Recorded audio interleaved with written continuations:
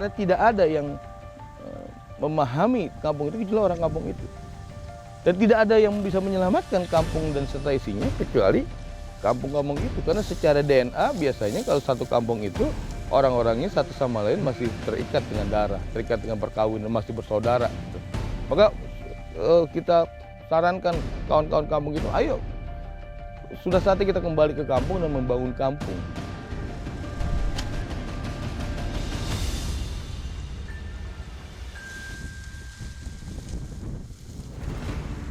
Bingung kita akhirnya ntar waktunya. Tuh, memang kita pribumi sini. Memang keadaan kita gini mau diapain lagi gitu.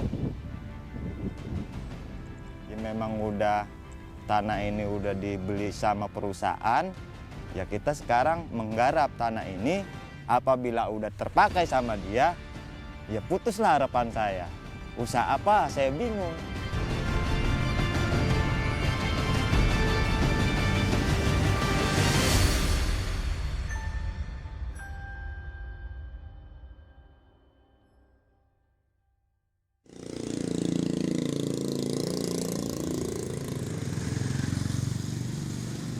Prinsip masyarakat Bekasi secara umum dan masyarakat Sukatenang atau Kampung Piket secara khusus di sini itu rata-rata sama, bahwa mereka adalah masyarakat yang terikat dengan alam, menjadikan alam sebagai bagian dari dirinya, menjadikan alam itu bagian tak terpisahkan dari apapun yang mereka lakukan.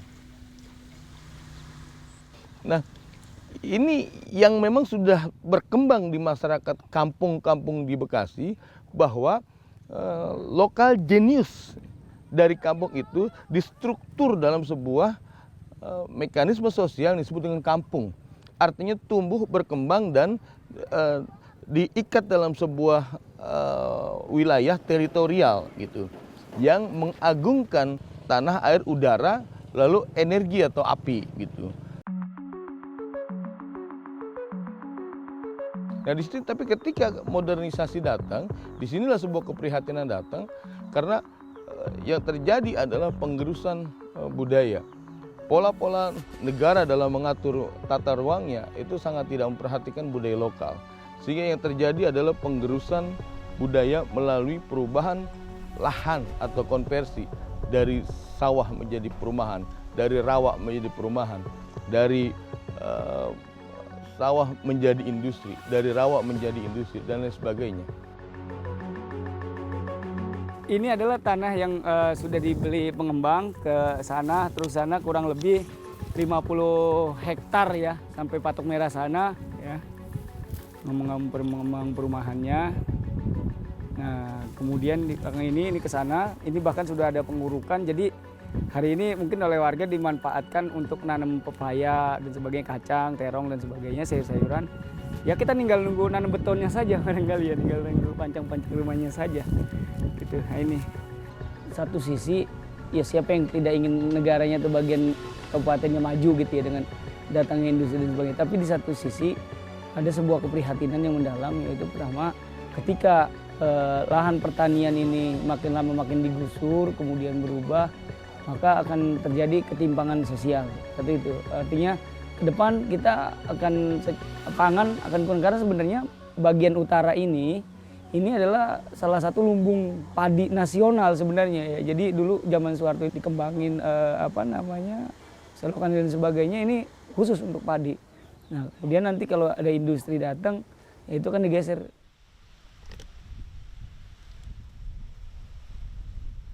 Memang keperluan yang punya tanah juga sih Bu, bukan ada maklar tanah, bukan pegawai ini, bukan. Memang yang pemiliknya ini gitu loh. Pemiliknya ini mau ngejual gitu. Yang namanya perusahaan kan dia beli gitu loh. Enggak cara paksa, enggak kan. Memang dia mau jual, petani mau jual kan dibeli sama perusahaan. Sebenarnya gitu Bu. Tuh kalau untuk pemaksaan nggak ada. Sumur ini untuk menyirami pohon-pohon yang ada di sini gitu ya. Kemudian juga ini airnya ngambil dari sungai tapi melalui mesin. Kemudian kalau yang kedua ini sumur tadah juga, jadi kalau hujan dan sebagainya menggunakan sumur ini, air hujan. Jadi ya udah, cuma kita punya air, cadangan air cuma segini-gininya. Kalau ini kering habis ya sudah, tidak ada lagi. Posisi musim kering kita kekeringan, kurang air. Posisi kebanjiran, musim hujan atau kebanjiran juga kita akan terendam air dari selatan ke sini gitu ya, banjir. Nah artinya kita hidup di bagai buah si malakama, kering susah, banjir pun susah, belangsa kalau orang Bekasi bilang. Nah kemudian ketika lahan sudah mulai kelihatan tidak produktif gitu ya, karena sudah tidak bisa ditanami, padi sudah bisa tidak tumbuh, kemudian nunggu panen lama, sedangkan kebutuhan terus mendesak dan sebagainya, mau tidak mau ya sudah tidak ada lagi yang bisa dijual, maka jual tanah itu, bukalah warung misalnya untuk alternatif usaha. Dan ketika warung pun, warungnya misalnya tidak jalan, tidak sesuai dengan apa yang dipikirkan karena posisi pembelinya dan sebagainya sedikit, tidak strategis dan sebagainya. Lama-lama itu yang saya sebut jadi kemiskinan kita yang masif dan terstruktural gitu.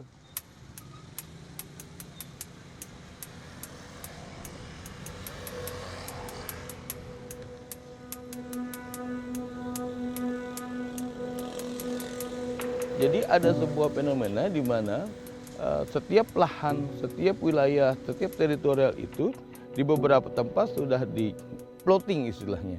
Plotting untuk menjadi sebuah areal perumahan. PTA misalnya sudah memiliki izin plotting 300 hektar, 400 hektar, 500 hektar, sehingga dari izin itu orang lain udah nggak bisa membebaskan. Gitu. Jadi walaupun itu tanah milik kita, tapi karena ada plottingan dari PT tertentu, maka kita nggak bisa mengurus surat izin. Hak warga atas tanahnya itu, ya di atasnya sudah ada izin untuk membangun perusahaan atau usaha tertentu. Maka dan di situ tidak seolah-olah begitu, tidak ada hak warga sebagai hak dasar individu, hak atas kepemilikan lahan itu sudah hilang. Gitu.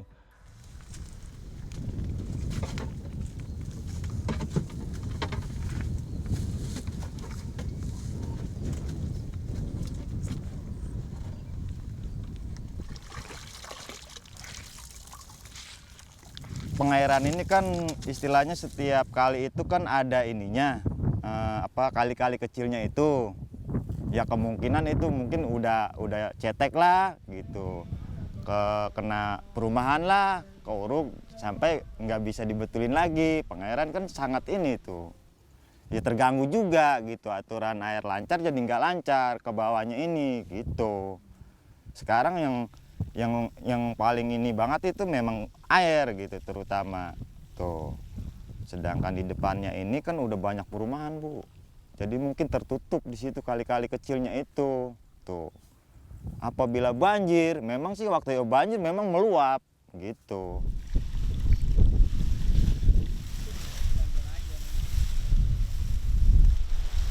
Gitu kalau panen tuh nggak seimbang, Bu, antara permodalan sama pendapatan gitu loh.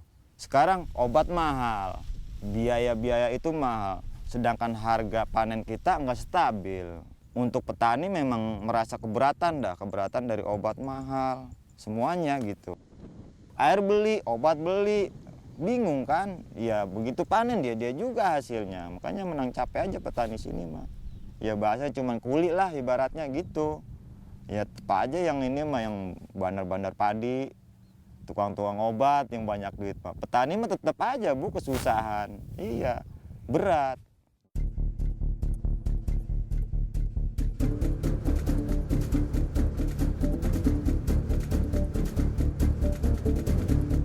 Jadi wilayahnya itu bertransformasi dari agraris ke industri. Masyarakatnya masih belum siap untuk bergeser atau berubah kuadran dari masyarakat agraris menjadi masyarakat industri.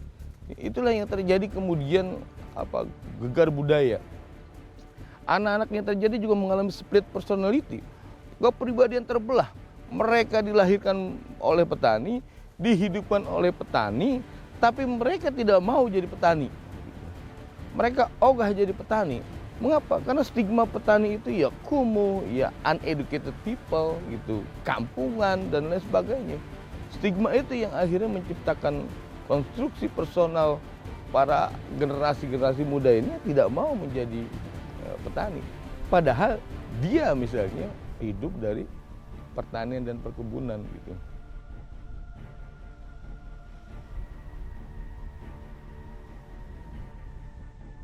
Yang ditanyain ijazah, saya bingung juga itu Bu kadang-kadang. Sekarang ditanyain ijazah, sedangkan sekolah aja kita bahasanya timbang lulusan SD. Sekarang diperlukan ini ijazah yang tinggi. Bingung saya kadang-kadang di situ, iya mikirinnya.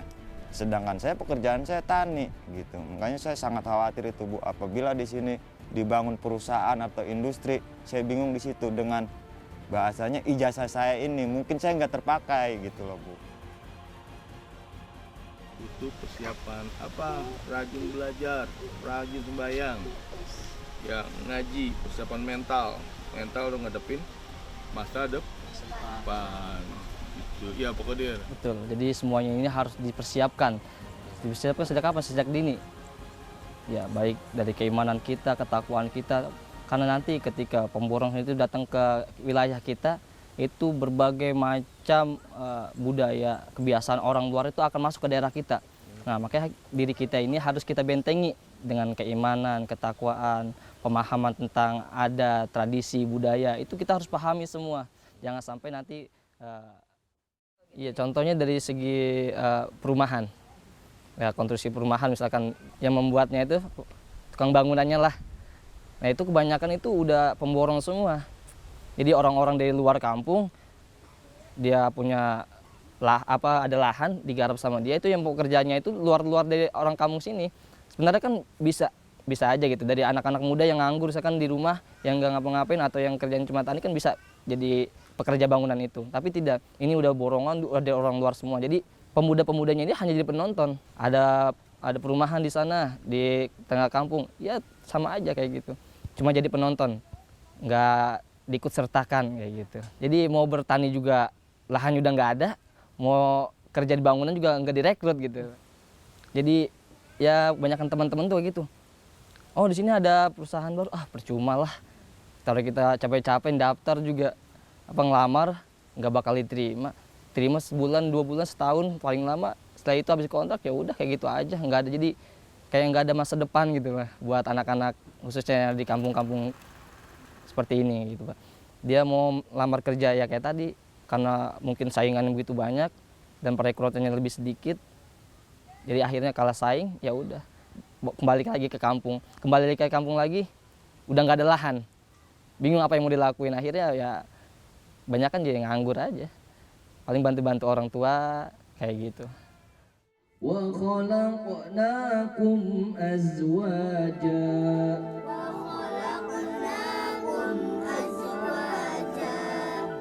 وجعلنا نومكم سباتا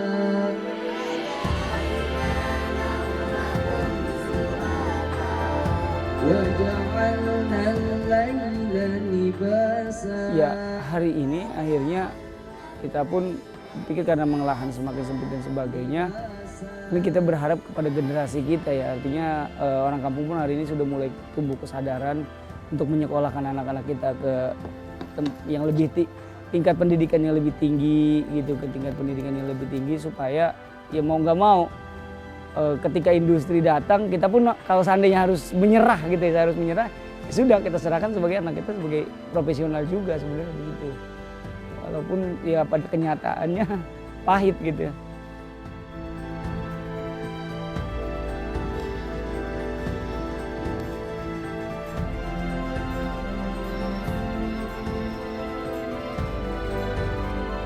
Mengapa sekolah alam? Karena sekolah alamlah saya kira sebuah sistem yang cocok untuk masyarakat sini dengan pola institut development.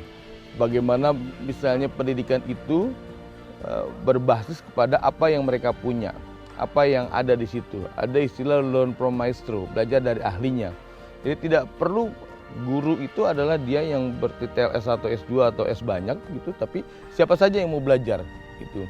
Disinilah kemudian ada pelajaran dari alam dan pengalaman, dari sungai, dari sawah, dari rumput, dari pohon seri, dari rindangnya pohon sukun, dari alam, dari tanah, dari air semuanya. Anak-anak bisa belajar. Sekolahnya yang benar, karena ke depan tantangan kalian akan lebih berat. Jangan sampai kalah. Kita di sini pemilik warisan peradaban Nusantara, jadi harus menang. Nah, penumbuhan etos belajar inilah yang menjadi upaya kita untuk menanamkan, menginstal pemikiran atau memori yang pro terhadap lingkungan. Sehingga kalau nanti dia menjadi bisnismen, nanti dia jadi pengusaha, nanti dia menjadi pejabat atau apapun yang mereka pilih sebagai sebuah profesi, dia tetap menjadikan alam, lingkungan, dan budaya lokal ini sebagai prioritas utama yang harus diutamakan gitu.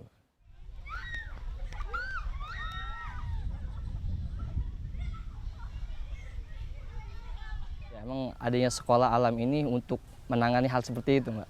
Jadi biar anak-anak itu sadar dan tahu apa tradisi, apa kearifan yang ada di sini. Jadi mulai dari game-game tradisional, terus budayanya apa aja, seni tarinya apa aja. Jadi di sekolah alam itu diajarkan dan agak yang bertujuan biar anak ini tahu dan mau menjaga. Nah, kalau dia sudah mempelajari, mempraktekannya, insya Allah ya dia bisa menjaga dan melestarikannya. Kalau kita biarkan saja, dia nggak bakal tahu apa boro-boro dia, kalau saya boro-boro ya, boro-boro dia mau melestarikan, tahu juga enggak. Makanya dari sekolah alam ini kita perkenalkan berbagai macam kesenian, budaya, permainan game tradisional dan lain sebagainya. Ya kalau dibilang siap, saya rasa sih belum ya. Cuma kembali lagi siap enggak siap kita harus menghadapinya gitu. Makanya diadakan sekolah ini untuk membekali anak-anak itu biar siap menghadapi kemajuan yang terus berjalan gitu, Mbak.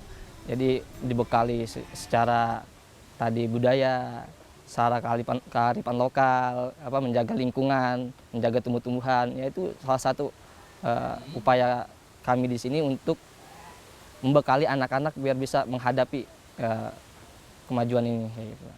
Jadi tentunya pendidikan ini menjadi hal yang penting, wabil khusus buat anak-anak kita ya Bapak Ibu sekalian.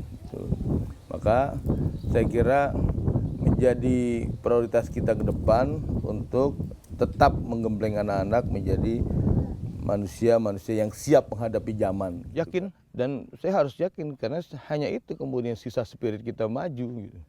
Kalau itu udah nggak ada, kita udah nggak ada semangat untuk melangkah. Harus yakin, dan keyakinan itu ada pada pemikiran, ada mindset kita. Sementara di luar tantangan ini kita lihat aja ke depan gitu.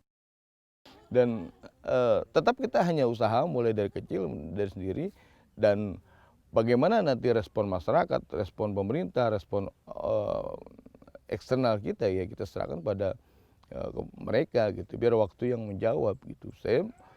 Kami hanya menyerukan kepada masyarakat, ayolah mengevaluasi kembali apa yang telah kita lakukan. Jangan sampai terulang bencana ekologis, terulang lagi bencana kemanusiaan, bencana kependudukan. Gitu. Mari berpikir ulang tentang konsep-konsep perumahan dan konsep kawasan industri.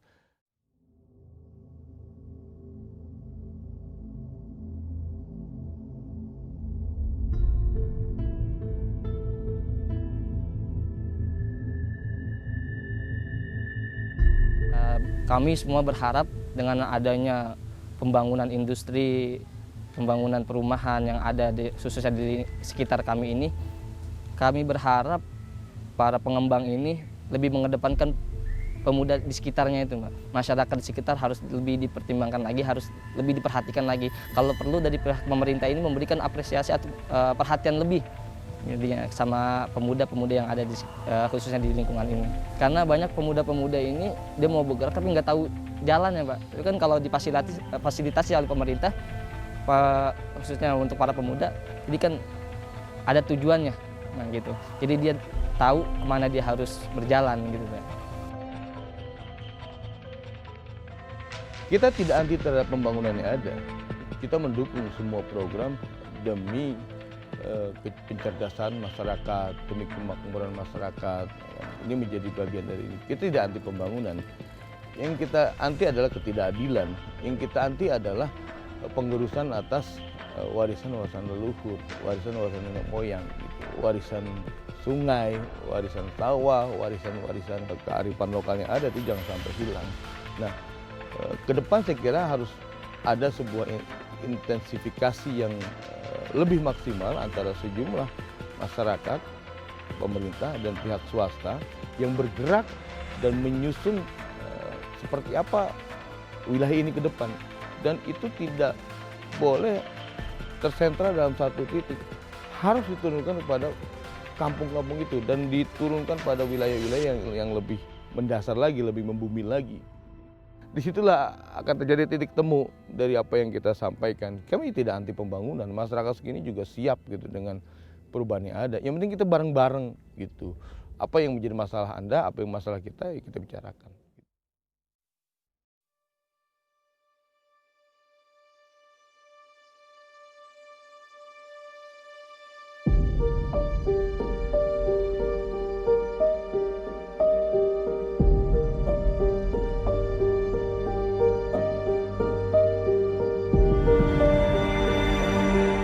Kalau saya sih save utara gitu, selamatkan utara gitu. Sudah, jadi hijaukan utara biar kita masih bisa menikmati kalau orang datang 100 tahun yang lalu, oh kira-kira kayak gini.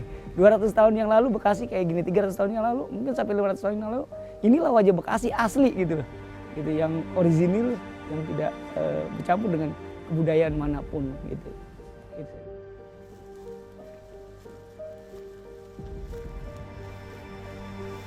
Saya ingin semua orang menemukan kebahagiaan sendiri dengan apa ada yang mereka punya, dengan apa adanya yang mereka punya, dengan alam yang ada mereka bangga, dengan warisan nenek moyang yang ada dari seni, budaya, hal-hal lain yang bersifat tradisi. Itu sebuah hal yang harus kita syukuri dan harus kita lestarikan. Jangan sampai kita menggunakan baju orang lain, kita menggunakan baju sendiri yang memang sudah sangat cocok dengan diri kita gitu. Dan saya berharap itu, dan saya minta dukungan pada semua pihak, juga kepada pemerintah dan dunia usaha. Saya kira sama-sama kita membangun. Jangan sampai sungai kita yang bersih ini jadi kotor lagi ketika ada perumahan dan industri gitu. Itu menjadi titipan kita gitu.